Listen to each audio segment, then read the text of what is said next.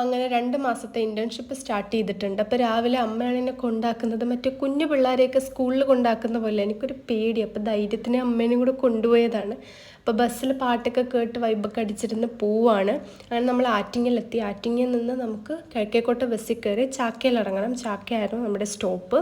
ഈ ബസ്സിനകത്ത് നല്ല പാട്ടുണ്ടായിരുന്നു കേട്ടോ. അപ്പോൾ രാവിലെ ഒന്നും കഴിക്കാത്തത് കൊണ്ട് തന്നെ ഞങ്ങൾ അവിടെ പോയി ബ്രേക്ക്ഫാസ്റ്റ് കഴിച്ചു. നേരെ ഡയറ്റീഷ്യൻ്റെ റൂമിൽ പോയി എന്നെ അവിടെ ഏൽപ്പിച്ചിട്ട് അമ്മ തിരിച്ച് വീട്ടിലോട്ട് പോയിട്ട്. അപ്പം ഞാൻ ആദ്യം കുറച്ച് പോസ്റ്റൊക്കെ ആയിട്ട് ഇരുന്നു. എന്നിട്ട് നമുക്കൊരു ടെസ്റ്റ് ഉണ്ടായിരുന്നു, ഒരു എക്സാം പോലെ.